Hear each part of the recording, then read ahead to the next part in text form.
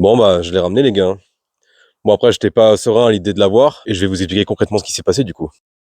Mais d'abord, faut que je vous remette dans le contexte. N'importe quel athlète de streetlifting veut, sur le long terme, participer au championnat d'Europe, voire championnat du monde, organisé actuellement par Final Rep. Et pour l'année 2025, en France, la FNSL a voulu changer son mode de fonctionnement et son organisation. N'importe qui pouvait participer aux championnats nationaux de streetlifting, qualifiant donc pour Final Rep, à condition bien sûr qu'il ait les minima et qu'il fasse partie des 8 meilleurs totaux de sa catégorie. Depuis cette année, il y a plusieurs moyens pour y aller, et j'avais donc deux choix. Soit participer aux championnats interrégionaux de ma zone, c'est-à-dire FNSL Sud-Est, soit concourir au SBD Showdown, un événement organisé par la marque SBD France afin de promouvoir de nouveaux ambassadeurs pour la marque. Cependant, je voulais avoir assez de temps pour pouvoir ensuite me préparer pour les championnats de France et le SBD Showdown tombait trop tard. C'est pour ça que j'ai décidé d'aller à Annecy pour espérer décrocher un ticket pour les France.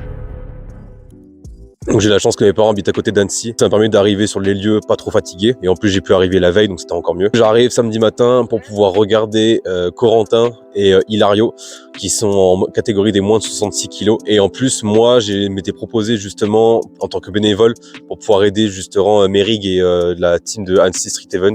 Gros bisous sur vous les gars d'ailleurs. Et du coup, j'ai pu les aider à gérer tout ce qui était table de match.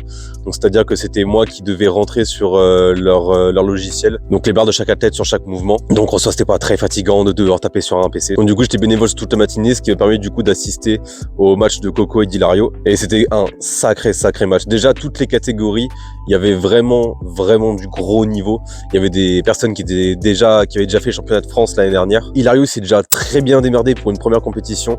Il a un sacré point fort sur le tirage. Tirer déjà 70 kilos pour un moins de 66, c'est énorme. Et pour moi, le boss, c'est Corentin Alban, qui est arrivé 5e à la fin du dips. Et on savait du coup que son point fort, c'était le squat par rapport à ses concurrents. Et donc, quand on le voit déjà faire son premier squat, on voit qu'il remonte de 5e à 3e. Et du coup, il voit que c'est possible de chercher la deuxième place s'il fait un très gros squat. Il a réussi à passer un 192,5 en moins de 66 kilos. C'est énorme déjà en squat.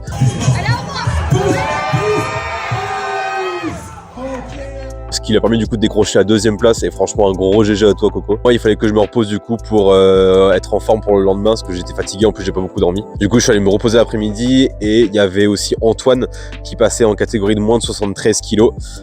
Donc j'ai pas pu assister au début mais du coup quand je suis sorti de la sieste j'ai vu qu'il était en train de faire les dips donc j'ai pu aller le voir. Faut savoir qu'il revient d'une opération au niveau du coude et ça lui a handicapé pas mal de temps, surtout sur son muscle up et ses dips, et encore aujourd'hui il a encore des séquelles à ce niveau-là, ce qui fait qu'il peut pas non plus s'entraîner à 100% et qu'il peut pas enchaîner un gros volume sur ces deux mouvements, plus le fait qu'il ait des petites gênes au niveau du genou. Donc là il suit un kiné etc qui lui donne des exercices et là ça va de mieux en mieux, donc force à lui. Mais du coup déjà il n'a pas pu faire le plus gros total qu'il ait déjà fait, mais du coup c'est déjà très bien. Déjà d'un, c'est aussi sa première compétition, et de deux, il a quand même pu sortir des perfs qui sont pas loin de ses PR, donc déjà c'est très bien. À la fin de la journée du coup je suis reparti à l'hôtel, manger un morceau, me masser, me préparer mentalement, me méditer et ensuite du coup dormir pour être prêt le lendemain matin. Il faut savoir que le muscle up, j'ai une relation très particulière avec ce mouvement. Parce que déjà que quand je faisais de l'endurance à l'époque, c'était pas mon point fort. En plus de ça, je me suis jamais senti vraiment à l'aise à 100% sur ce mouvement. Il y a que 2 fois où ça m'est arrivé. Et une des 2 fois, c'était lors de ma prépa pour la compétition pour les espoirs, où j'ai réussi à faire un pair à 25 kilos.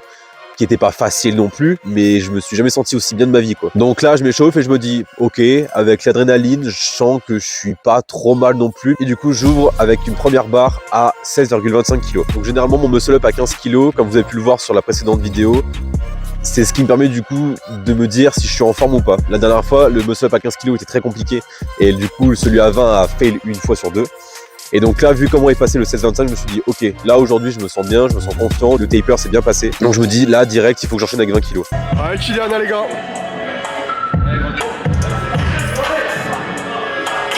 Allez, Kylian.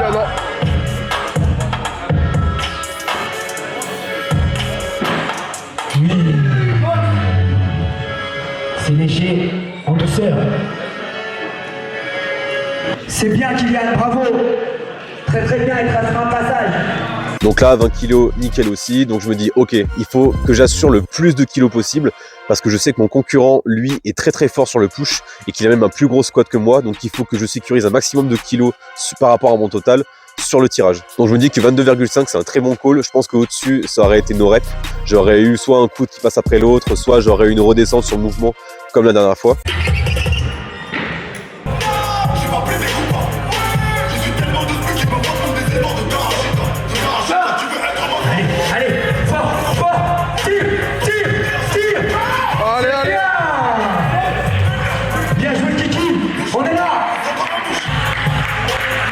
C'est validé. Ensuite, on passe aux tractions. Les tractions chez les poids lourds, généralement, on a tendance à avoir un profil très vitesse. C'est-à-dire qu'on va pas forcément grind sur la fin du mouvement, c'est-à-dire avoir une montée qui est très très lente et qu'on arrive à grappiller les centimètres pour pouvoir monter le menton dessus de la barre. Donc généralement les poids lourds, justement quand on part d'en bas, il faut qu'on tire le plus vite possible pour arriver en haut, sinon on pourra pas la monter. Donc je sors une première barre qui pour moi est pas facile non plus, mais je me dis celle-là on verra quelle est ma forme du jour. Donc 62,5, j'étais à deux doigts de pas pouvoir la faire parce qu'il me restait 3 secondes sur le chrono à la fin de la répétition parce que j'avais oublié d'enlever mon jogging. Trou de balle. On n'a pas le droit d'avoir de jogging sur le plateau parce qu'il faut qu'on ait les jambes apparentes pour voir s'il n'y a pas une flexion de genou.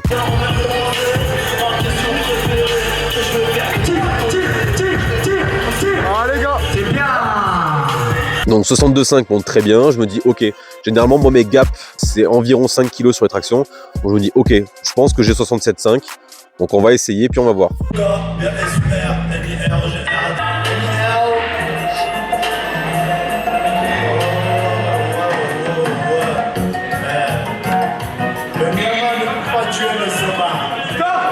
Ah les gars, allez hein.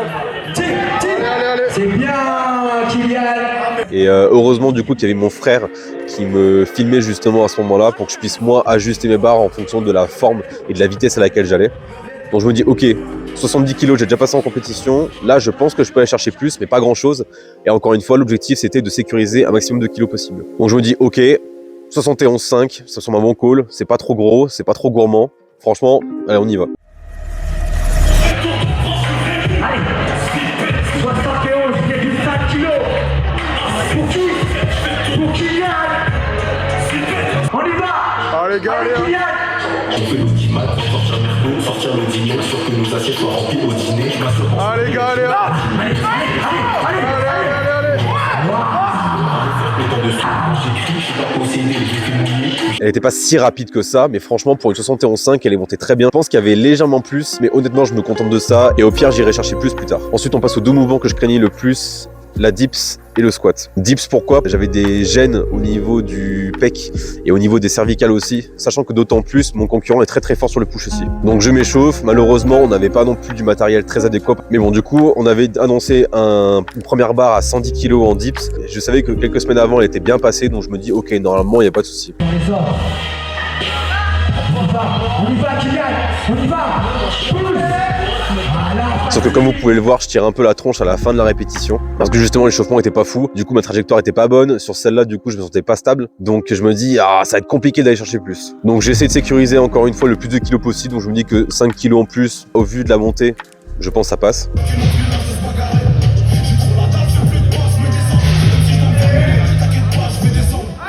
Dans les dents. Et on t'envoie fort. Amorti et pousse. Allez. Pousse dessus. Voilà. Donc elle passe et ensuite j'hésitais à mettre plus et à même ne pas faire troisième essai. Sauf que je vois mon concurrent qui met directement, il passe de 110 à 120 kg et je me dis ah 120 kg j'ai envie d'aller la chercher aussi parce que je l'ai passé qu'une seule fois à l'entraînement. Lui en plus s'il la met et s'il l'a réussi ça veut dire qu'il me grappille des kilos. Bon bah allez je tente le tout pour le tout, coup de poker, j'envoie 120. Allez Kylian, allez gars. Arrache, Kylian. Arrache ça. Allez.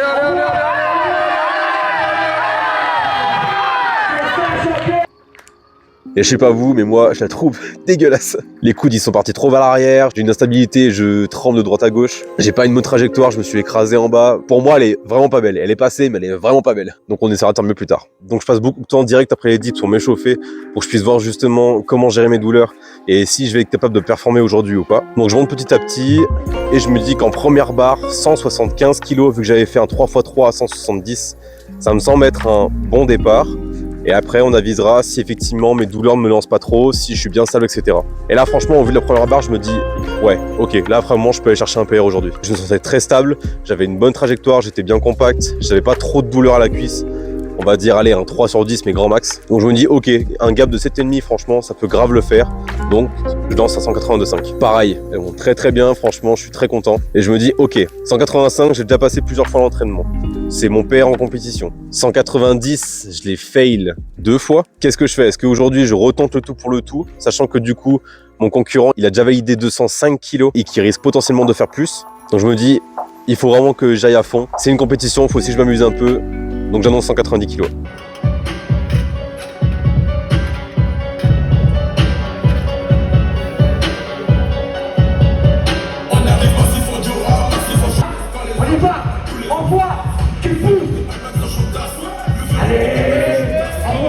Et franchement, je suis tellement content de comment elle est passée. Pareil, j'ai encore de la marge et c'est pas grave. Si il faut aller chercher plus tard, j'irai le chercher, c'est pas un problème. J'ai sécurisé le plus de kilos possible en compétition et c'est ce qui moi m'importait en tout cas sur le moment même. Et donc du coup pour les scores, sur les 3 premiers mouvements, j'ai 50 kilos d'avance par rapport à mon concurrent. Il a réussi à mettre 20 kilos uniquement sur le squat, ce qui fait que j'ai quand même réussi à gagner avec un total de 404 kilos. Donc déjà un énorme GG à ce gars-là, franchement, et en plus c'est une crème. Et encore un bravo à tous les athlètes présents et encore merci aux bénévoles et au staff. Donc maintenant, quelle est la suite ? Pour l'instant, je ne suis absolument pas sûr à 100% d'être qualifié pour les France. Comme je vous l'expliquais en introduction, c'est uniquement les 8 meilleurs totaux qui seront qualifiés pour cette compétition. Pour l'instant, il y a quasiment personne en plus de 94 kg.